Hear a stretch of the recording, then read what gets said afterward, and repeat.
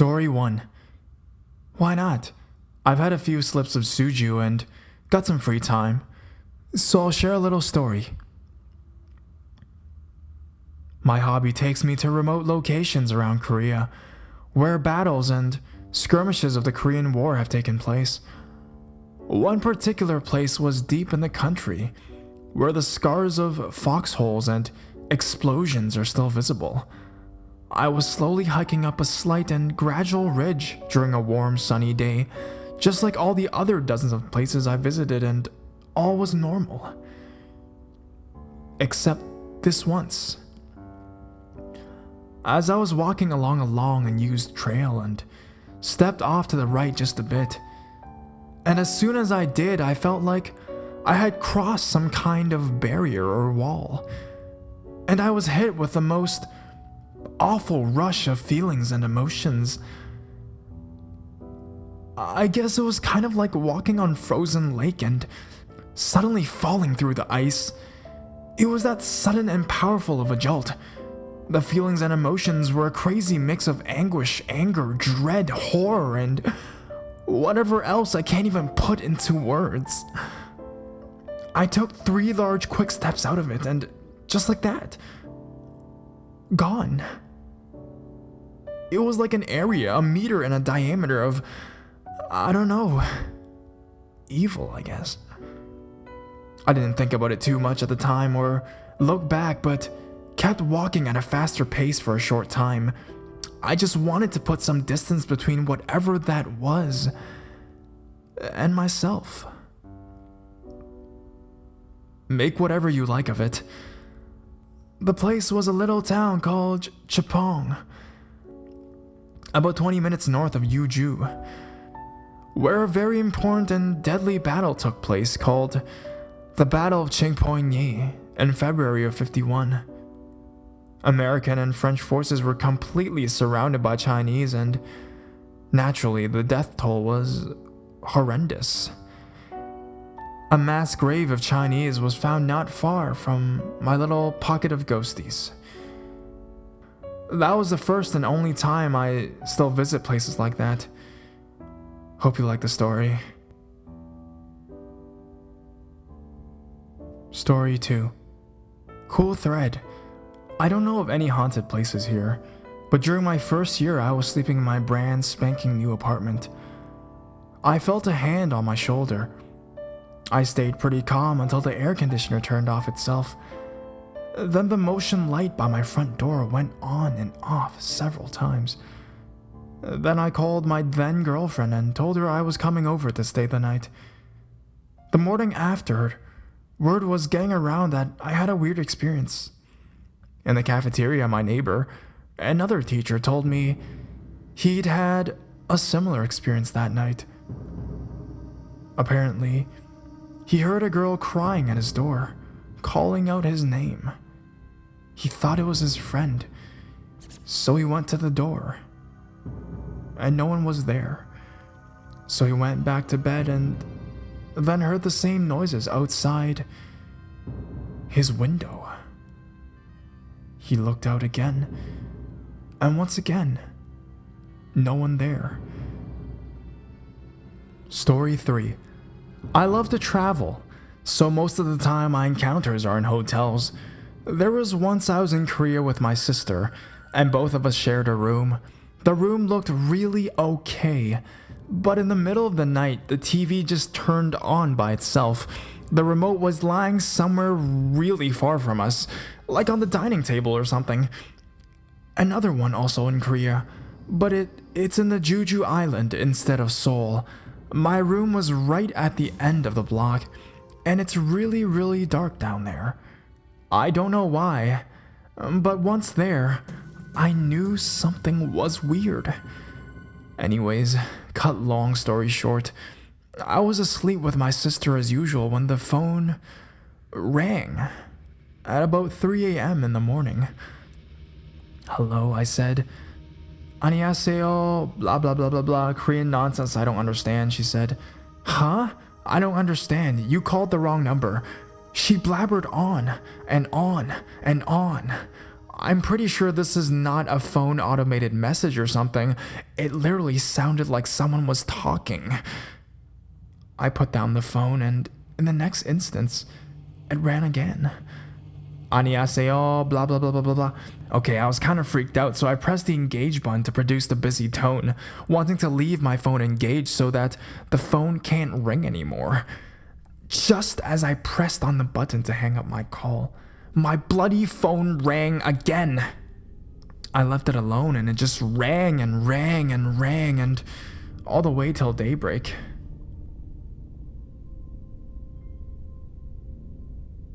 Story 4. It happened just now, which was January 8th, 2014 at 4 p.m. local time. I'm a very hard-working student, not to boast, so I was working on my TOEFL studies when my cat came in through the half-closed door. Her name was Mimi. She came in and jumped on my table where I had my studying books and some snacks. I'm pretty sure she was going for the snacks, but I didn't need her eating my food, so I put her down on the floor. She walked back out of my room. Now this happened like 8 minutes ago, so I remembered clearly. As my cat walked out of my room, the door closed without me having to even touch it. I didn't have a window open or anything, so I knew there was no wind. I didn't think much of it because I had a time limit when it came to my studies, so I kept studying. 2 minutes after, my cat walked in again. I couldn't see her eyes. She was looking away from me. She went on to the other side of my desk and looked at me. I almost screamed when I saw her eyes. Her eyes were completely blue. I looked away and I thought I saw a vision. I looked again and she had vanished. A moment later, I heard a crash and went outside of my room. My mom came hurrying out of her room as well. We saw 3 broken dishes, all black, and we saw our cat lying under the broken pieces. I was in tears. My mom called my dad to tell him what had happened, and I went back to my room and sat down on my bed. I saw a round black thing on my computer. I'm pretty sure there were 2 white holes on it. I went there to check it out, and it vanished. Surprised, I turned on this computer to see if anyone could explain this mystery. If you can, please tell me. I want to honor the ghost of my dead cat and find out who was the ghost who closed my door and killed my cat. Story 5. This happened to me while I lived in Korea, right before I moved to America. I don't know if you've ever heard of Kishins. That's Korea for, well, I guess, ghosts. They look like the Ring Girl, all in white, long black hair, and really pale faces. Oh yeah, and usually they are women. Just thought I'd let you know. Well, here's my experience. One night I was studying in my room. I felt very tired and I couldn't continue studying. Thinking that some rest would help, I turned in for the night. My room had everything: a computer, a TV, a VCR, everything. But back to the story, I was so tired that I thought I'd fall asleep the instant I crashed into my bed. Oddly, I became very restless. I experienced some type of vertigo and felt a little sick to my stomach. Thinking that I caught the flu or some bad cold, I turned off all the lights in the TV and tried to sleep. Lying there in the dark didn't help my sleep at all. I started feeling cold and scared for some reason. Then, from a distance, I heard a girl crying. I was chilled to the bone. I didn't want to move and my eyes were wide open. The crying continued for about 3 to 5 minutes.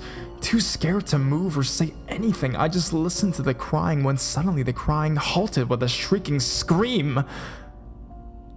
Now, the only way I could explain the scream is kind of weird. It was loud enough for me to hear it, but it seemed like anyone else couldn't. What happened next is the chilling part. I have to explain the setup of my room a little bit. The TV and VCR stand was at the end of my bed and with some space in between for walking. As I lay there frozen in fear, I could only look straight forward with my eyes wide open. I was afraid to blink. All I could see was the 12 o'clock on my VCR blinking because I never set the time for it. Then, all of a sudden, a few seconds after I heard the scream, the 12 o'clock that I was looking at disappeared for what felt like hours, but was probably about 5 minutes or so. The only thing that registered in my mind was either the VCR was broken or that someone or something was standing in front of it. I couldn't see anything because it was pitch black in my room, but the 12 o'clock had disappeared. So scared, I shut my eyes and I started praying. When I opened my eyes, there was the 12 o'clock again, blinking like normal. I had stayed up all night, too scared to sleep. When the sun came up, I found no evidence of anything being in my room or malfunctions of the VCR connections. After only living in that first floor apartment for about a month, my family decided to move to America. We were having a lot of money problems and wanted to come to the land of opportunities to see where it would take us. Not until we had moved out did my mom tell me that she hated that apartment and got really bad feelings from it. I then proceeded to tell my mom what happened that night. She didn't act too shocked from it and proceeded to tell me that the only reason they got that apartment was because of the price. My parents knew that we were moving to America months prior and just needed a cheap place to stay for about a month. The apartment was dirt cheap because a girl that had lived in an apartment way directly above us had committed suicide from the stress of getting into college. She had landed right by my bedroom window. I am now 29 years of age, and I still cannot sleep without some type of light on, usually the light source being my TV or computer. I know it's silly that a grown man needs some type of nightlight, but the experience has never left me the same. Story 6. In Korea, there is a small Christian farming community in the deeply wooded areas. There, my friends who are tough guys, one was a drug dealer and others were gang members from LA, had their terrifying experience. While I was in service at around 11 p.m., they were on a path that was heavily wooded and dark. This path had a history of being haunted. When the church community first moved in, they had several occurrences which prompted the pastor, a world-famous pastor, to perform an exorcist on the mountains. Since then, there were no more incidences, at least not until my friends had their experience. Maybe it was a lack of faith in God. They were sitting about 100 yards into the path. They were just talking and loafing there when they heard rustling in the bushes. They stopped at whatever they were doing and were wondering what that was. They were at first worried it might have been one of the leaders that had caught them, so they called out to see who it was and they got no reply. They figured it was some kind of animal. They continued talking when all of a sudden, they heard an evil, wicked laughter. The sound started from behind them, but slowly became louder and louder that it sounded as if it was all over them now. When they heard this, they were scared and started running. They were all in such close proximity to one another that they started tripping over each other, but they got up and just continued running. One of them looked back and blurted, "Who the hell is that?" But he just turned back and ran as fast as he could. When I saw them, they were gasping for air and looked terrified. I asked them what had happened and they told me the above. So I asked the guy whom he had seen and He said he saw a man in a really old traditional Korean clothes. This was all white clothing with a black hat, chasing after them. Although it was so dark, the man's face seemed to glow by itself, and he could see the wicked smile the man had on his face.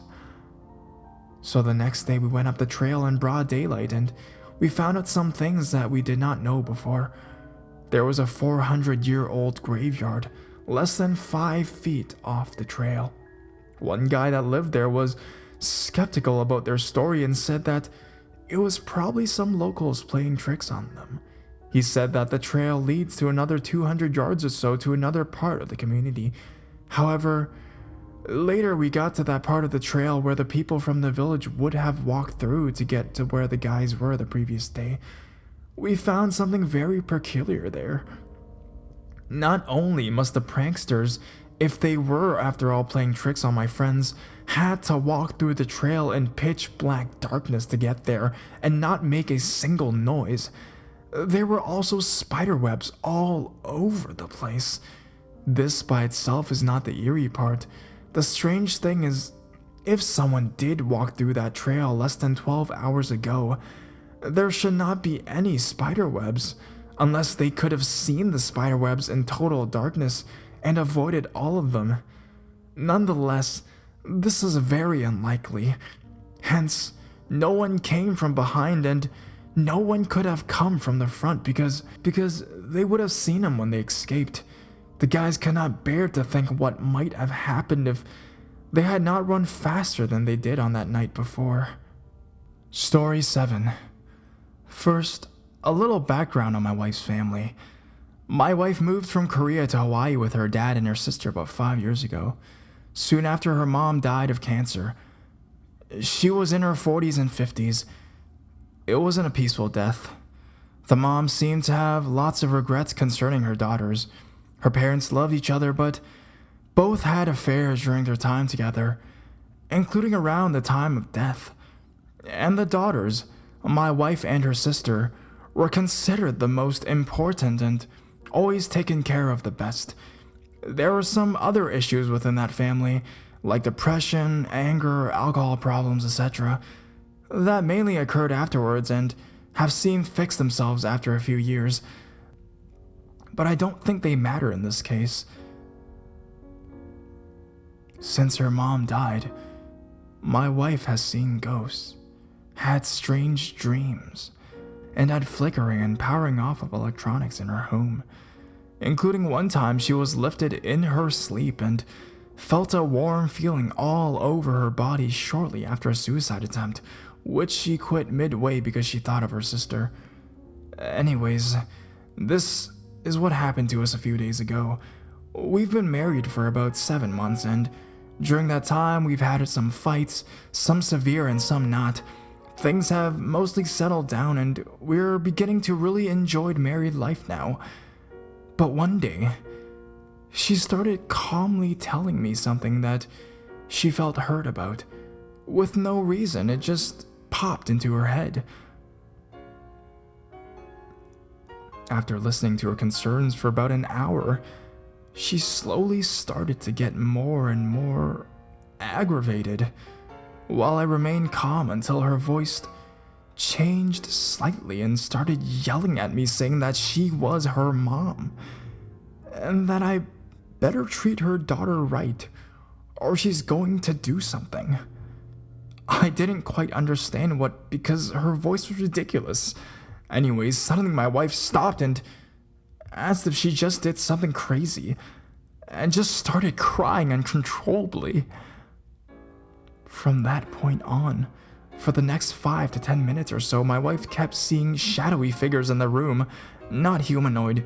These included some stringy things dangling from the ceiling, a face staring at her from right behind me, like right over my shoulder, and a strange hand next to her face on the right of her. I was surprised to hear that this isn't the first case my wife has had something like this.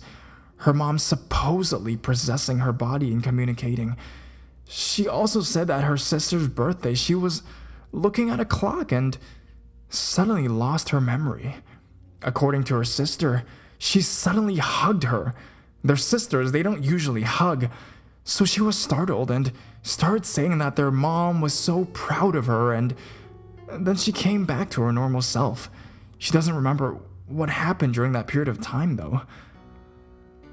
She also has had on many occasions where her mom appears in her dreams, but cannot talk. Is this really my wife's mom possessing my wife? I'm worried that her mom or whatever it is will interfere with our relationship. Obviously, the way a mom feels about her daughter's relationship with her son-in-law and how my wife's feelings about our relationship will be different. The mom is obviously going to be very protective or overprotective. What do you guys think of this? Is it my wife's mom possessing her, or what could it be? And what should I do? I'm not totally familiar with Korean traditional ancestor worship, but is there some sort of way I should be honoring her mother? I just don't know what's going on at the moment. But for now, we've started to go to church regularly, praying together and trying to work through these times. Thank you. Story 8. I remember watching a Korean TV show where they would talk about hauntings and encounters with the paranormal. These types of shows were popular during the summer because it would scare you into feeling chills or something of that sort, and so you wouldn't feel hot. During one of the episodes, they had a family on where they talked about how their grandmother had passed away. The man said that he dreamt that his grandmother was beckoning him over while she was waist deep in water. For some reason, he didn't go and he told his wife. His wife explained that going into the arms of a dead person, in water no less, was a sure sign that your soul was going to be stolen. The husband said that he kept having the same dream, and every time he was closer and closer to the grandmother. Until one day, the family realized that they had kept something of hers. They paid respects to her once more, and the dreams stopped.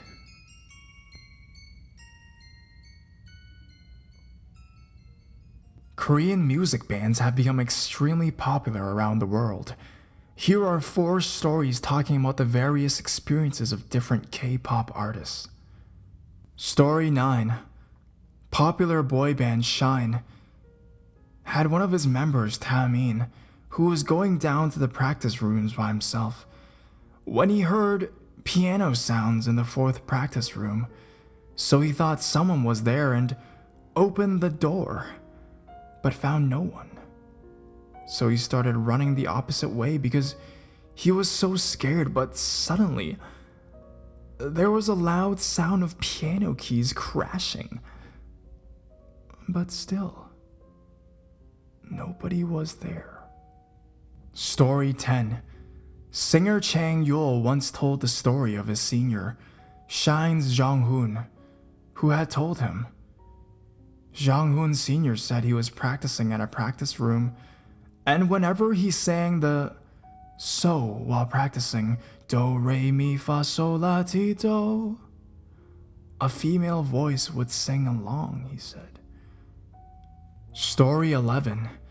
Actor and rapper Kim Hong-jong revealed in the filming for Strong Heart that he had a confrontation with a ghost, surprising many of the guests present there. He explained that in the house that he lived in, there was always this one ghost that visited his house. He also added, I told it to leave, but it didn't, and we eventually lived together, shocking many of the guests and the 2 MCs. Story 12. Singer and actress Park Ji-young, part of girl group Tara, shared a story when she came face to face with a ghost. We moved out of our dorm when we saw a ghost there. The day before Tara's debut, I felt as if something was pressing down on my body while I was sleeping. It gets creepier. Ji-young described the ghost as a little girl with her hands wrapped around her knees while sitting on a hanger and trying to tell her something. I tried my best to break out of the paralysis state, and when I finally did, I went over to my fellow team member Song Young Uni and told her about it. She told me that she encountered the same ghost at the exact same spot where I had seen it.